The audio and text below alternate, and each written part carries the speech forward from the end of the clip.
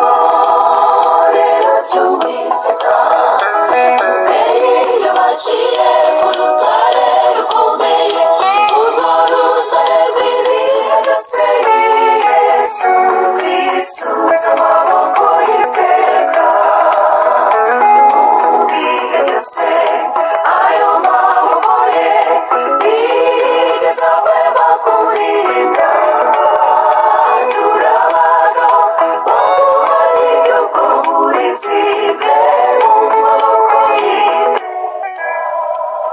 turabasuhuje kandi tubifurije ibihe byiza.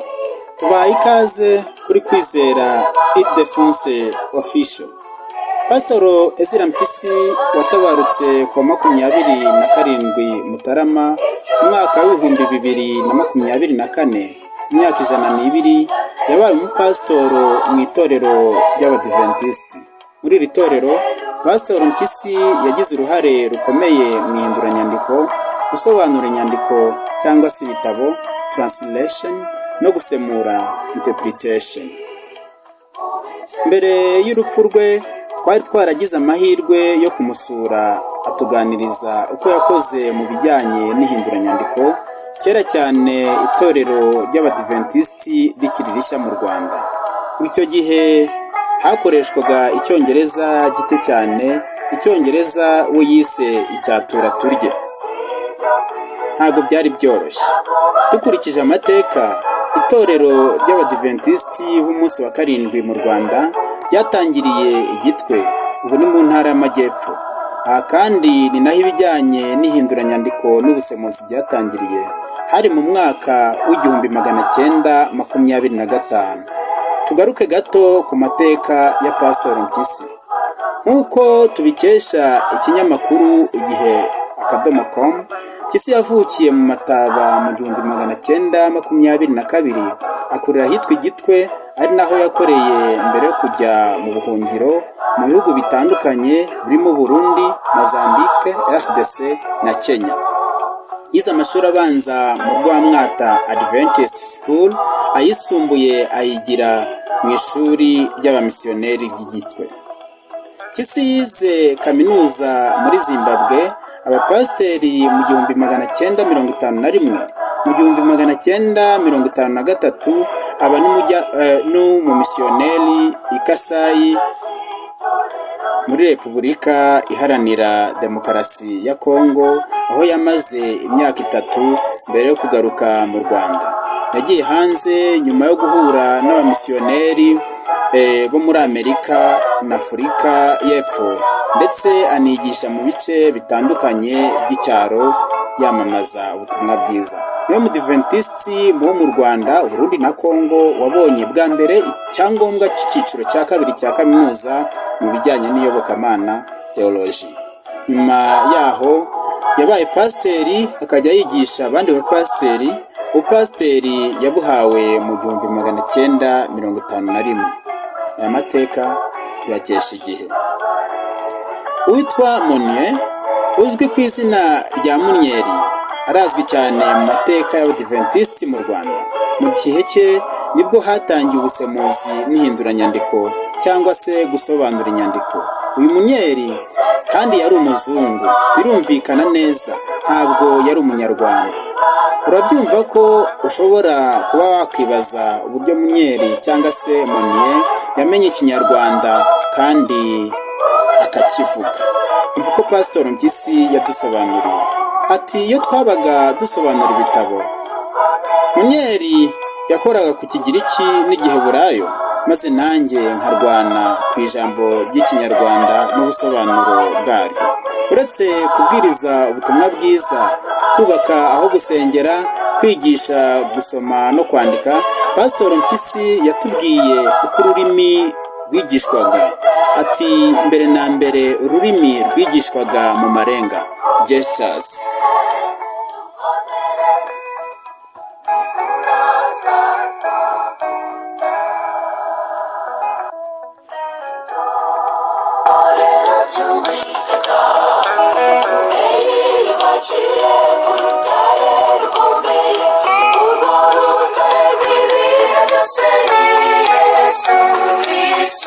Mama.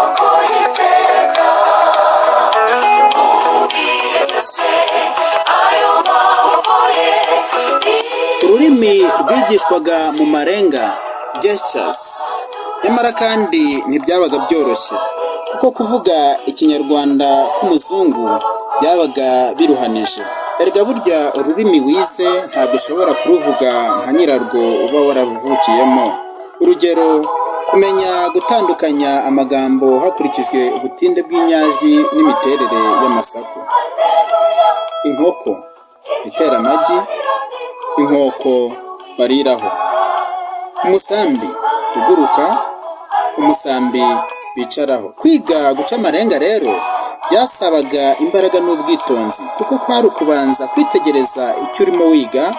Ibyo byerekezaga ku ntambwe ya kabiri yo kuvuga icyongereza utacyandika. Urugero, umuzungu arakwigisha icyongereza, ubwo rero ukeneye kumenya uko ijambo umuntu ryitwa mu rurimi rw'icyongereza. Ukwigisha arakwereka umuntu amutunga urutoki, avuge inshuro nk'eshanu cyangwa zirenga ati a man, a man, a man, a man, a man. Nawe wiga ukagenda usubiramo uko iryo jambo rivuzwe kugeza igihe ubimenyeye. Ntibyari byoroshye. Kuri ubu ugenekereje mu rurimi rw'icyongereza wavuga ko byari spoon feeding. imyaka ijana irashize, umugabo witwaga Mpyisi ageze hano mu gihugu, azanye ubutumwa bw'abadiventisti, nyamara Gushaka no gushobora.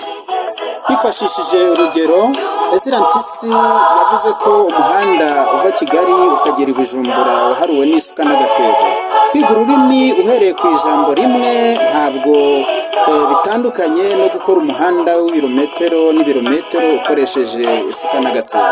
Ariko kuko ushaka inka ryama nkazo ukaba umugani ukoreshwa mu Rwanda, ibyo byose byagezweho kandi bigirira itorero akamaro.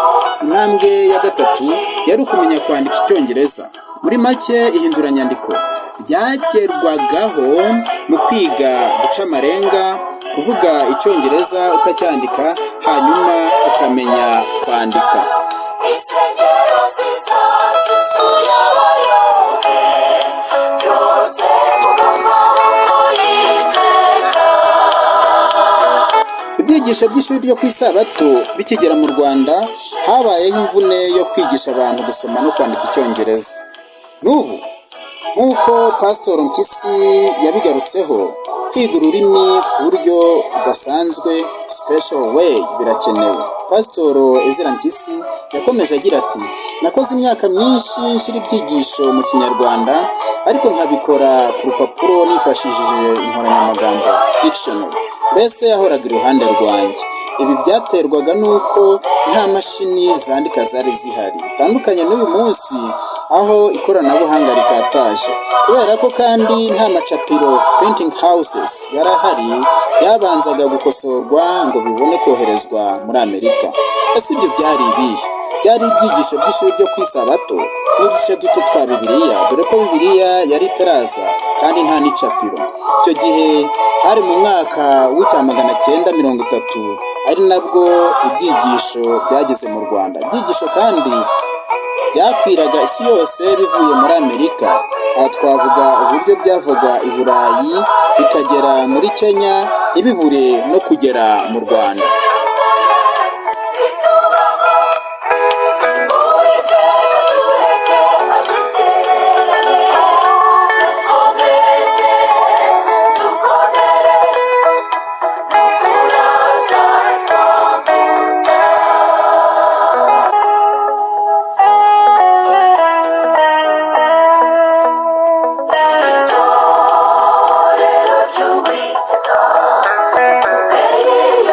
Twagarutse ku ijambo ibyigisho by'ishuri ryo ku isabato, ariko kandi ni kenshi wumva abantu bivugira nigisho.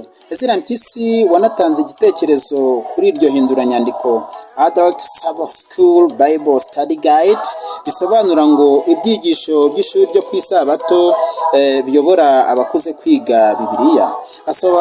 Yasobanuye ko kuvuga ijambo amigisho aho kuvuga ibyigisho akenshi biterwa n'uko ikinyarwanda cy'umwimerere kigenda gicika, bityo ururimi rugata agaciro. Ni nayo mpamvu ngo abantu bakwiye kwiga ururimi mu buryo budasanzwe special way, by'umwihariko abakora umurimo w'ihinduranyandiko n'ubusemuzi. Abakoraga umurimo w'ihinduranyandiko bahuraga n'ingorane nyinshi,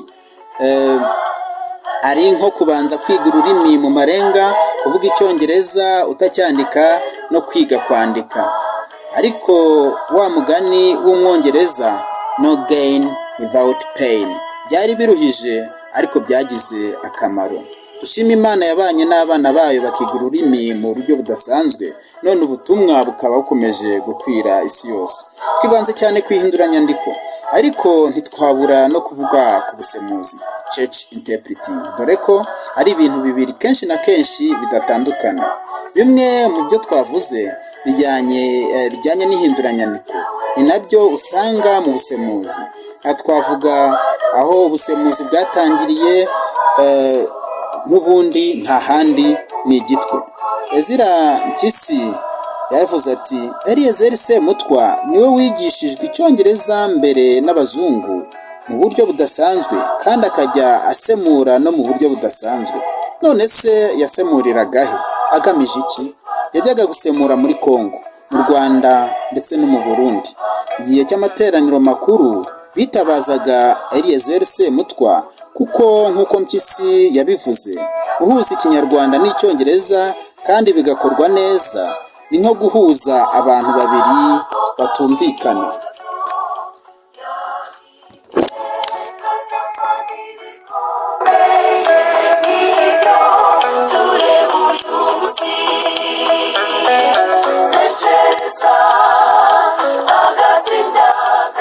Umugambi wo gusemura rero kwari ukugira ngo abatuye u Rwanda, Burundi na Kongo n'ahandi bumve ubutumwa bwiza mu rurimi rwabo, kuko uwabwirizaga kenshi na kenshi yabaga avuga icyongereza. Pasitoro Mpyisi yavuze ko mu ihinduranyandiko ikigoye cyane kandi cy'ingenzi ari ukumenya umutwe w'inyandiko title. Ati uhindura inyandiko mu buryo bukwiye agomba kuba yabanje gusoma ibiyikubiyemo, hanyuma akabona kuyiha umutwe.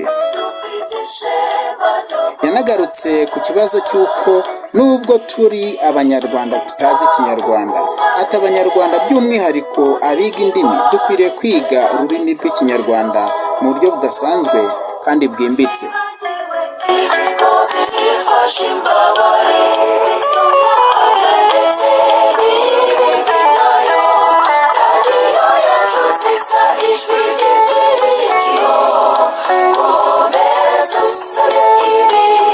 Uretse ikinyarwanda kandi dukwiriye kwiga n'icyongereza dushyizeho umwete, kuko ngo guhindura inyandiko utazi indimi ari nko guhekenya umwumbati kubera kubura ibitetse.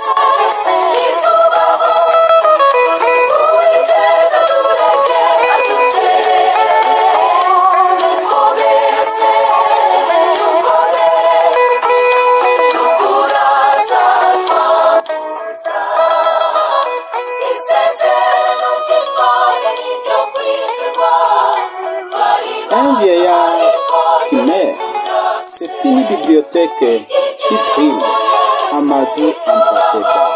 Umusaza upfuye agereranywa n'inzu y'ibitabo ihiye, nk'uko Mpyisi umuhungu wa Pasitoro Mpyisi yabitangaje. Urupfu rwe ntirukwiriye kurangwa n'amarira, ahubwo abantu bakwiriye kwishimira ibikorwa yakoze ku isi. Urwa mbere rw'Abakorinto 15:26. Umwanzi uzaheruka gukurwaho ni urupfu.